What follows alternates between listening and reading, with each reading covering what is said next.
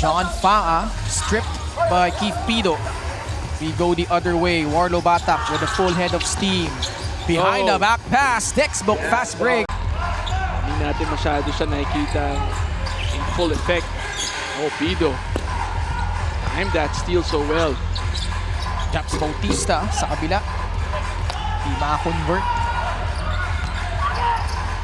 Alex Testado pumukol sa tres. Labang ulit ang Manila. 51-50. Pido mid-range jumper, no good. Jacob Galicia nagparamdam na.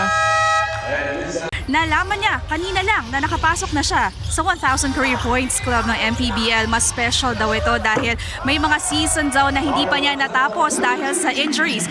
Kung hindi gamitin ito para mas maging mahusay, mas maging mabuti. Ngayon ang goal ni Jay Gars is very simple: to continuously learn, gain experience, at unti-unti maging leader. Average close to 15 points per ball game. Was a legit scorer for them. That carried over with his stint here in the MPBL.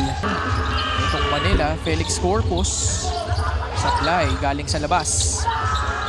Gets it back from Galicia inside. Japs Bautista with a reverse layup. Batak dumps it down low to Keith Pido. Bola na tapik. 6 na segundo siya shot clock. Bautista blocked by Alfred Cedillo against Pasig City in the mild upset because Pasig was underrunning for a playoff spot. Out of control, Red Eusebio. I think they're trying to get to Doligon, but they haven't been settling down, and they've been pushing and running, but then it's been a couple of foiled. Eusebio sidestep. Can't get it to fall. Rebound. Multiple putback attempts finally ended. Doligon cut off by Garcia.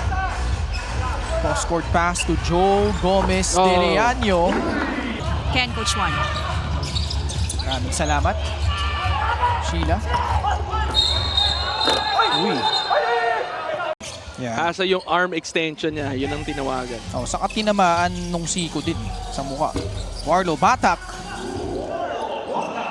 The likes of Faa, Batak, Joe Gomez, mga tumatakbo kasi parang takbuhan yung laro natin eh.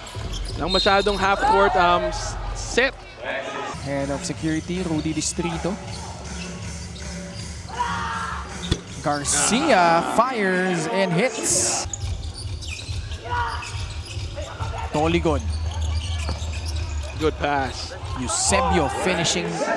Doligon lost ng upper body, no? Oh. Easily carves out space, and then the other end, and another leak out. Doligon pumihit.